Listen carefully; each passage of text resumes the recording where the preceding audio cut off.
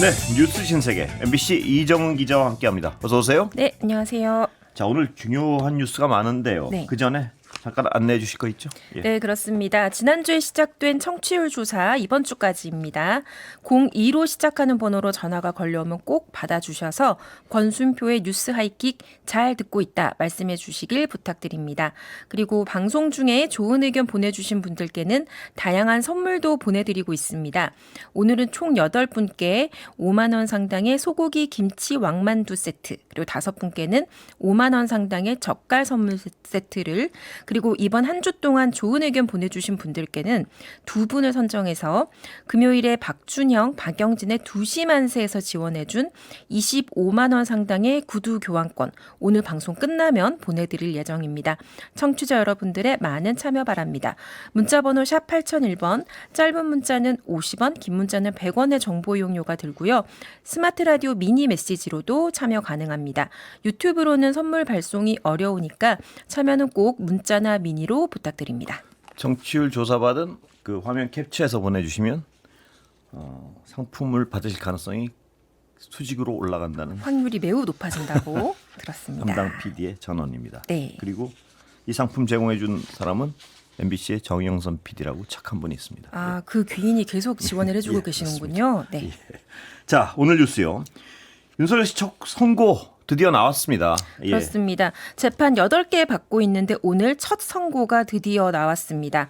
공수처의 체포영장 집행을 방해한 혐의, 그리고 12.3 개엄 당일 국무위원을 일부만 따로 대통령실로 불러서 불참한 국무위원들의 심의 의결권을 침해했다는 혐의로 징역 5년형이 예. 선고됐습니다. 먼저 주문 낭독 듣고 또 이야기 이어가겠습니다. 들어볼까요?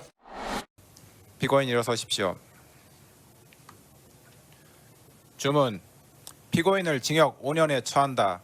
이 사건 공소사실 중 허위 작성 공문서 행사의 전 및 허위 공보 관련 직권남용 권리 행사 방해 점은 각 무죄. 피고인은 이 판결 불복이 있으면 오늘부터 7일 이내에 이 법원에 항소장을 제출하여 항소할 수 있습니다. 이상으로 판결 선고를 마쳤습니다. 피고인은 퇴정하십시오. 자, 지금 5년 뭐 약간 의외고 실망한 국민들께 계시고요. 네. 그런데 무죄분만 지금 들어서 깜짝 놀라셨을 텐데요. 네. 이 부분 제외하고는 나머지 다 유죄 인정을 한 거죠. 그렇죠. 예. 나머지는 대부분 유죄로 인정을 했습니다. 먼저 체포방해 혐의부터 살펴보면요. 재판부는 2024년 12월 30일 그리고 작년 1월 7일 공수처가 서울 서부지법으로부터 발부받은 체포영장과 대통령 관저 수색영장이 모두 적법하다라고 예. 인정을 했습니다. 이게 왜 중요하냐면 원래 윤 전 대통령 측은 공수처의 수사권이 없다고 주장을 예. 해왔고, 또 영장은 왜 서부지법에서 받았느냐, 관할 위반 아니냐, 이런 식의 문제를 계속 제기를 했었습니다. 예. 이 두 부분에 대해서 모두 재판부가 문제가 없다고 판단을 한 겁니다. 그러니까 수사를 할 수 있고, 그렇기 때문에 윤 전 대통령이 당시 그 경호처장에게 영장 집행을 막으라고 지시한 것도 적법한 수사를 방해한 거기 때문에 예. 죄가 된다. 그래서 직권남용 권리행사 방해, 특수공무집행 방해, 범인 도피 교사에 해당한다고 판단을 했습니다. 그다음에 국무회의를 보면요. 그 당시에 이제 애초에 법적 요건을 갖추었냐는 의문도 예. 제기되기도 했었잖아요. 재판부는 당시 국무회의의 외관을 갖추기 위해 일부 국무위원만 소집한 건 몰라서 회의에 못 온 이들의 심의권을 침해한 것이다 라면서 직권남용 혐의를 인정했습니다. 예. 그리고 그 재판 과정에 대해 뭐 상당히 이상한 주장 많이 했었잖아요. 그러니까 피고인이 국민에게 국가 안보 위기 상황 등의 어떤 심각성을 알리려는 메시지 계엄을 선포하려고 했다고 주장을 했는데, 설사 그렇다고 하더라도 국무위원들에게 소집 통지를 못할 정도로 긴급성, 밀행성이 요구되는 상황이 있었다고는 보기가 예. 어렵다. 그리고 이렇게 비상계엄처럼 어떤 긴급한 어떤 권리를 행사할 경우에는 오남용에 대한 폐해를 방지하기 위해 국무위원 모두에게 소집을 통보할 필요성이 더 크다라고 지적을 했습니다. 예.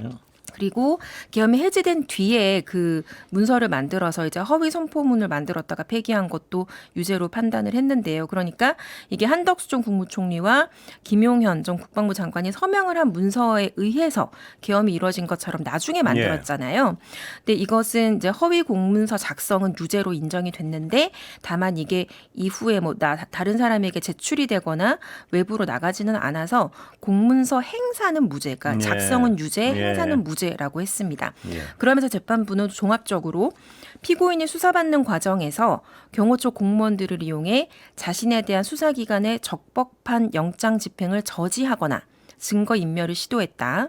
그래서 자신의 사적 이익과 안위를 위해서 대한민국에 충성하는 경호처 소속 공무원들을 사실상 사병화했다라고 지적을 했고요.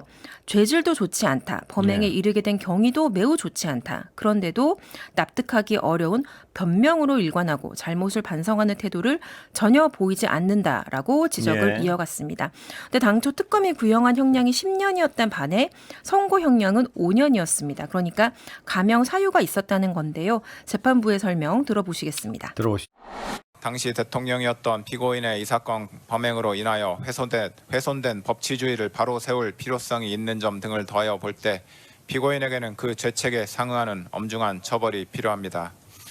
다만 허위 공문서 작성, 대통령 기록물 관리에 관한 법률 위반 및 공용서류 손상 범행의 경우 피고인이 적극적으로 범행을 주도하거나 확정적인 계획하에 범행하였다고는 보기 어려운 점, 형사처벌 을 받은 전력이 없는 초범인 점 등을 피고인에게 유리한 정상으로 참작하고 그 밖에 피고인의 나이, 성행, 환경, 범행의 동기와 경위, 수단과 결과, 범행 후의 정황 등 이 사건 기록과 변론에 나타난 양형의 조건이 되는 여러 사정들을 종합하여 형을 정하기로 합니다.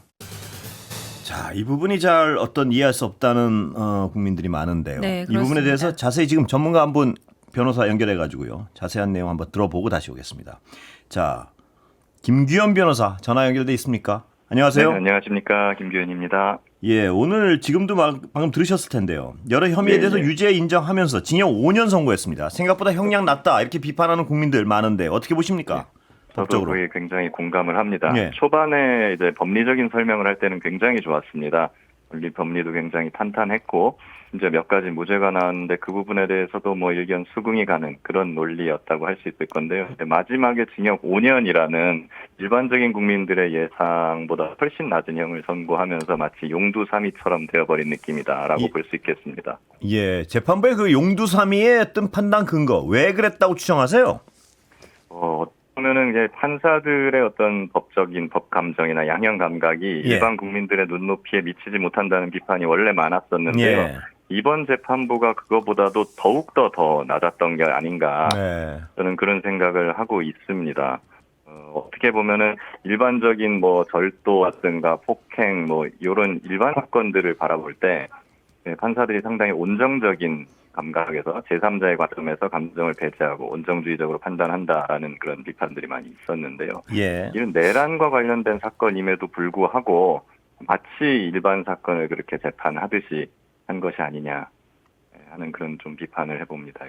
예, 양형 사유에서 초범이라고 했는데요. 이 초범이라는 점을 이런 사건의 양형에 반영하는 게 적절합니까? 보시기 어떻습니까?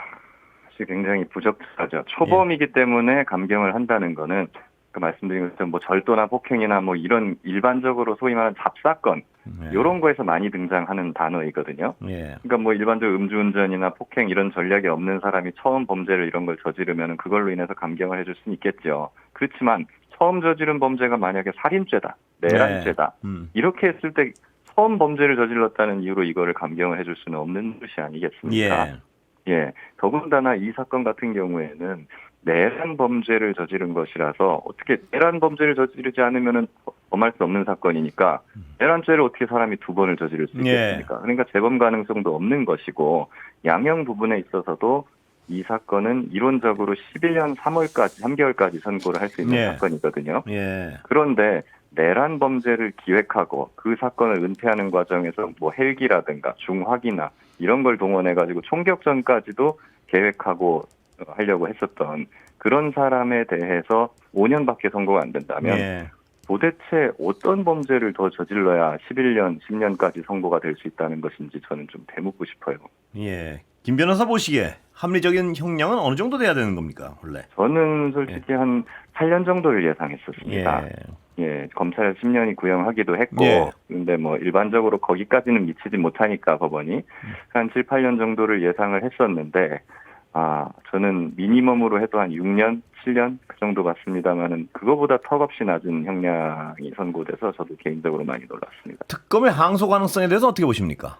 할 걸로 저는 봅니다. 예. 일단은 무죄가 3개 부분이 무죄가 예. 나왔습니다. 그 부분에 대한 항소가 당연히 이루어질 걸로 보고 양형에 있어서도 일반적인 판사들의 기준에 비추어서도 예. 더 낮은 형이라고 예. 보여지거든요. 그러니까 이거는 납득하지 못하는 사람들이 판사들 중에서도 꽤 있을 것이라고 저는 예. 판단을 하고 있습니다. 그렇기 때문에 항소는 당연하다고 봅니다. 오늘 판결에서 여러 가지 부분이 있는데 내란 혐의 본안 재판과 관련해서 이건 의미 있다. 이런 부분은 좀 해설을 좀 해주시죠. 예. 예, 크게 두 가지가 있었는데요. 굉장히 중요한 것이 공수처의 수사권이 있는가 부분하고요. 예. 그리고 이제 체포영장의 어떤 위법성, 체포영장이 적법했는가가 될 것 같습니다. 공수처의 수사권 부분이 예전에 윤석열 구속 취소에서도 큰 문제가 되지 않았습니까? 예. 그렇기 때문에 이 사건 체포 방해는 공수처의 그 체포에 저항을 한 부분에 대해서 판단을 하는 거니까 예. 공수처의 체포가 과연 그 수사권이 없다면 위법한 체포가 되는 거고 거기에 저항한 거는 공무집행방해죄가 될 수가 없는 거거든요. 그래서 예. 무죄가 선고돼야 되는 부분입니다. 그런데 거기에 대해서 공수처의 수사권이 있고 적법하다. 왜? 공수처는 대통령의 직권남용죄를 수사를 할 수가 있고 예. 그리고 내란죄는 그 직권남용죄랑 사실상 그 사실관계가 동일하기 때문에 직접 관련성이 있기 때문에 이 부분에서 공수처의 수사권은 있다라고 명시를 한 첫 번째 판례가 나온 거죠. 예. 그 부분에서는 이거는 이제 그 소위 말하는 지비현 재판장의 내란 재판 거기에도 시사하는 바가 굉장히 크다고 보고요. 예. 그리고 두 번째 쟁점은 이제 그 대통령 관저가 그 군사상의 비를 요하는 예. 장소인데 이거 같은 경우에는 그 책임자의 승낙을 받아야 수색을 할 수 있게 법에 되어 있습니다. 그런데 거기에 대해서 승낙이 없었거든요. 예. 그런데 재판부는 그런 경우에 이거는 증거를 찾기 위해서 물건을 찾으러 들어가는 경우에 승낙이 필요한 것이고 사람을 찾기 위해 들어가는 경우에는 승낙이 필요가 없다. 예. 따라서 이 체포영장, 수색영장은 적법하다라고 판결을 했습니다. 그렇기 때문에 과거 구속 취소나 뭐 이런 데서 논란이 됐었던 어떤 수사권 문제라거나 예. 체포영장과 같이 그런 윤석열 쪽에서 위법이라고 주장해왔던 부분이 전부 다 깨진 겁니다. 예. 때문에 이 부분에 대해서는 물론 지비현 재판부나 다른 재판부가 여기에 구속될 의무는 없습니다만 예. 그래도 같은 법원에서 나온 판례이기 때문에 이건 사실상 이것과 다른 판단을 앞으로 그렇군요. 나오긴 어렵다 그렇게 봅니다. 자, 그럼에도 불구하고 오늘 재판에서요. 내란 자체에 대한 직접적인 판단이 나오진 않은 거죠, 이게. 예, 내란죄 사건은 아니기 때문에 예. 직접 판단은 하진 않았습니다만은 사실상 간접적으로 판단을 한 부분은 엿보입니다. 예. 왜냐하면 이 사건 자체가 내란을 기획하는 과정에서 국무회의, 국무위원들의 권리를 침해했다라는 부분에 대한 절차적 판단이 있었고요. 그 과정에서 내란이라는 언급도 상당히 많이 나왔거든요. 예. 그래서 일단 내란죄가 절차적으로 상당히 위법했다라는 부분에 대한 판단은 있는 것입니다. 예. 그리고 체포방해 같은 경우에도 내란죄를 저지르고 나서 그걸 은폐하기 위해서 여러 가지 체포방해나 증거인멸 이런 지시를 한 거지 않습니까? 그건 결국에 내란죄를 일으켰다는 걸 전제로 다 사실관계 판단을 예. 한 거라고 볼 수 있습니다. 예. 오늘 말씀 여기까지 듣겠습니다. 고맙습니다. 네, 감사합니다. 지금까지 김규현 변호사 함께했습니다. 자, 다시 가볼까요? 네. 자, 오늘 311호 법정 풍경은 어땠습니까? 윤호개인 그 지지자들이 많이 나눈 것 같은데요, 보니까. 네, 그렇습니다. 어제 저희가 예상했던 대로 네. 이제 윤석열 전 대통령은 불출석 의사를 밝히지 않고 직접 선고 공판에 나왔는데요. 이제 뭐 흰색 셔츠, 남색 정장, 그리고 넥타이 매지 않고 법정으로 이제 굳은 표정으로 등장을 했습니다. 그래서 가슴에는 수용번호 3617이 새겨진 명찰이 있었고 법정에 들어올 때 이제 재판부 쪽을 향해서 꾸벅 이렇게 예. 목례하는 모습도 볼 예. 수 있었습니다. 이제 막 그 전에는 막 졸기도 하고 예. 꾸벅꾸벅 졸기도 예. 하고 좀 이렇게 산만한 집중하지 못하는 그런 모습이 있기도 했었는데요. 예. 오늘은 아무래도 이제 선고가 되는 날이다 보니까 그렇게까지 집중을 네. 못하지는 않았던 것 같고 선고문을 읽기 시작하자 이제 뭐 허공을 보기도 하고 약간 뭐 고개를 숙이기도 하고 뭐 그랬는데 그 속보를 보시면 아시겠지만 처음에 뭐 국무위원 심의 거는 침해는 뭐 유죄, 뭐 사후 계엄 선포문 작성 폐기 뭐 유죄 뭐 이런 식으로 한 줄 한 줄 혐의들이 이제 유죄 인정을 받았었잖아요. 네. 뭐 체포방해 유죄 이런 식으로 각 혐의에 대해서 선고 요지를 들어보면은 유죄로 판단을 하는구나. 네. 대부분 유죄가 나왔겠구나라고 이제 법적인 지식이 있으면 다 알 수 네. 있어요. 그래서 그거를 듣다가 이제 점점 감이 오는지 무표정하던 얼굴이 좀 점점 붉어지는 예, 듯한 그렇습니다. 그런 기색이 예. 좀 있었습니다. 예. 그리고 징역 5년을 선고하자 약간 좀 입술을 깨무는 듯한 네. 그런 모습도 있었고 이제 아까 들으셨지만 주문 낭독하고 나서 퇴장하십시오 하니까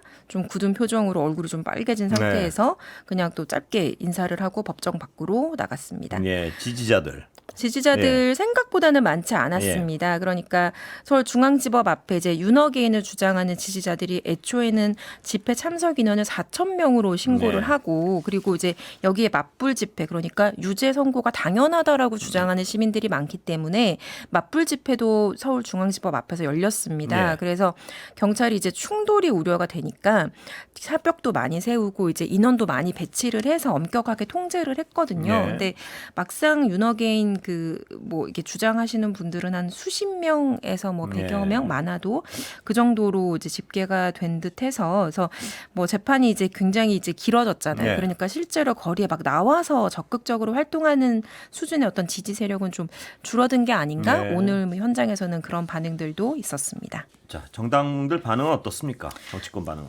네.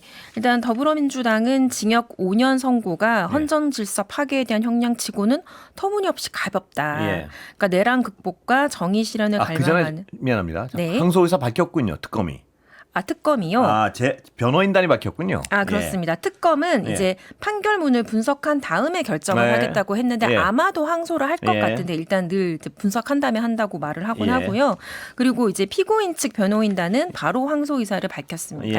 그러니까 뭐 이 사람들의 주장을 설명하자면 대통령의 헌법상 권한 행사와 형사 책임의 경계를 지나치게 단순화했다. 이 논리가 유지되면 앞으로 어떤 대통령도 위기 상황에서 결단을 내릴 수 없다. 뭐 이런 주장도 했고 또 내란 우두머리 그 선고가 있는데 그거에 앞서서 급하게 선고된 것 아니냐, 뭐 정치에 따라 판단한 것 아니냐 등등 반발 의사를 밝혔습니다. 정당 반응 전해주시죠. 네, 그래서 더불어민주당은 형량이 터무니없이 부족하다라고 지적을 했고요. 그러니까 그 유죄가 인정된 부분을 쭉 설명을 했잖아요. 그러니까 권력을 사유화하려고 물리력으로 막아서고 이런 행태가 다 유죄로 확인이 됐는데 왜 이게 형량이 5년밖에 안 되냐라는 지적을 했고 또 선고가 이뤄질 때까지 결국은 반성을 안 했잖아요. 반성과 사과를 그렇습니다. 안 했잖아요. 피고인이. 그래서 반성도 안 해놓고 즉각 항소하겠다는 그 피고인의 태도가 오만하다라면서 개탄스럽다라고 평가를 했습니다. 조국혁신당은 초범이라고 감경한 걸 특히 콕 집어서 좀 비판을 많이 했는데요. 지나가던 소가 웃을 일이다. 헌정을 파괴하고 나라를 뒤집는 내란에 과거 형사처벌된 전력 유무가 무슨 감경 사유가 되느냐. 이거는 일반 잡범에게나 적용할 기계적 양형 기준을 헌정사상 초유의 국기문란 사범에게 갖다 붙인 거다. 그래서 오늘 판결은 비겁한 회피로 볼 수밖에 없다라고 비판을 했습니다. 국민의힘 반응은 어떻습니까? 국민의힘은 계속 반응을 좀 못 내고 있어요. 그래서 오늘도 공식적으로는 이제 입장이 없는 게 우리의 입장입니다라고 하더라고요. 그러면서 그러면서 피고인이 이제 이미 당을 떠난 분이다. 그리고 앞으로도 관련해서 재판 관련해서 입장을 낼 계획이 없다. 그러니까 내란 우두머리 혐의 관련해서 이제 2월에 재판이 예정이 돼 있는데 그때도 입장을 안 내겠다고 하더라고요. 근데 다만 그 박성훈 수석 대변인은 본인이 용산 대통령실 비서관 출신이거든요. 그래서 뭐 안타깝다 정도 한마디 아니 근데 했습니다. 체포방해 행위를 할 때 의원들 40여 명이 가서 몰려가서 막 같이 동참했지 않았습니까? 그랬죠. 그때는 몸으로 저지를 해야 한다며 그러면 몰려가고 지금 그랬었죠. 그거에 대한 행위는 적어도 반성을 해야 되는 거 아닌가요? 그러게요. 정말 이해하기 힘듭니다. 네. 잠깐. 이재명 대통령이 여야 지도부와 오찬했군요. 그렇습니다.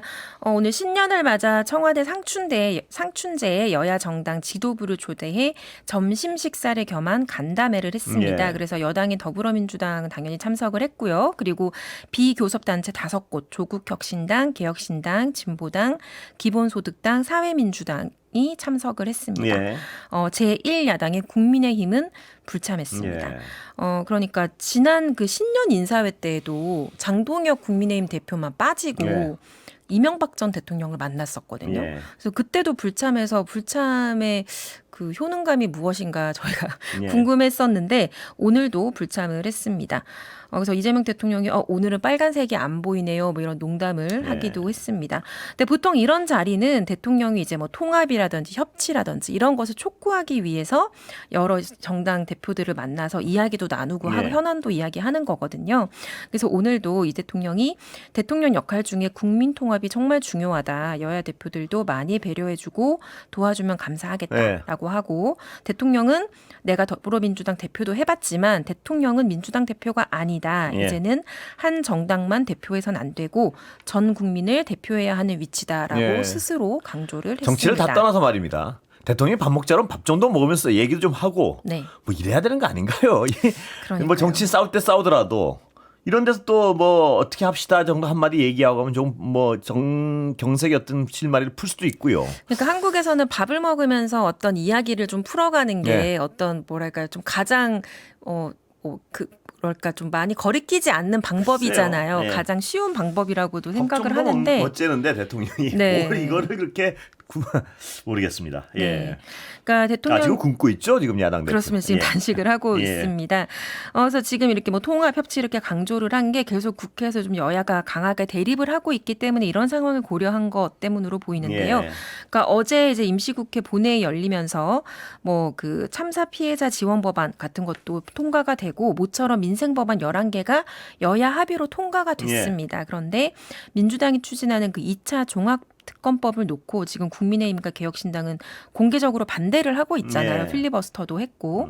그래서 개혁신당 천하람 원내대표가 오늘 오전까지 필리버스터를 하고 오찬에 와서 이재명 대통령에게 이제 면전에서 제2요구권 행사를 바로 요청을 하기도 예. 했습니다. 그런데 이제 다른 그 범여권 정당들은 다 종합특검 찬성을 하고 있거든요. 그래서 예. 또 그 자리에서 아니다 우리는 찬성을 한다.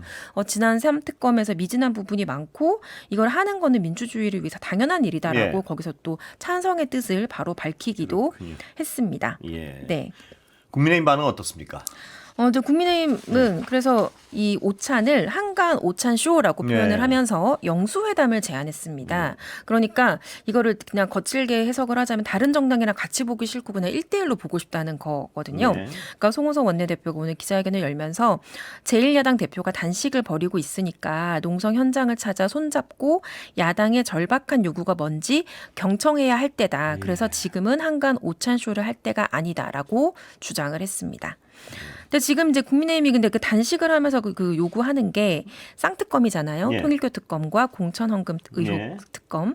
그런데 지금 정교유착 의혹 관련해서는 대통령이 그 검경 합동수사본부 수사를 지금 예. 지시를 했고 사회적 해악이 큰 종교재단은 이제 해산을 해야 되니까 그러니까 해산을 할 수 있는 법적인 어떤 뭐 그 검토가 필요하면 예. 해봐라 이런 것까지 지금 지시를 한 상황입니다. 그래서 진상규명 의지가 없다고 볼 수 없거든요. 예. 오히려 강하다고 볼 수 예. 있는데 그리고 민주당은 여기에 신천지 관련 의혹까지 얹어서 특검을 그럼 다 하자라는 예. 건데 지금 신천지 빼고 통일교만 하자라고 지금 단식을 하고 있는 상황이어서 네, 그래서 지금 뭐 이해하기 어렵습니다. 네. 예. 예. 자, 이혜훈 후보자요. 네. 장관 후보자. 청문회는 쉽지 않을 것 같은데 어떻습니까? 네, 원래 지금 다음 주 19일로 네. 예정이 돼 있는데요. 정말 이때 이루어질지는 좀 지켜봐야 될 것 그래요? 같습니다. 네. 그러니까 국민의힘 그 이미자 의원이 이제 국회 재정경제기획위원회 위원장인데요. 예. 오늘 인사청문회를 열지 않겠다고 기자회견을 했습니다. 그래요? 근데 정말 이렇게 안 될지는 좀 봐야 예. 됩니다. 그러니까 자료 제출 요구했는데 계속 불응하고 있고 예. 지금 뭐 너무 자료가 안 오니까 결국은 뭐 그리고 지금까지 제기된 의혹들은 청문회를 열 게 아니라 아예 수사를 해야 되는 것 예. 아니냐 이런 제기가 나오고 여기까지 있습니다. 듣겠습니다. 이정훈 기자 고생했습니다. 네, 감사합니다.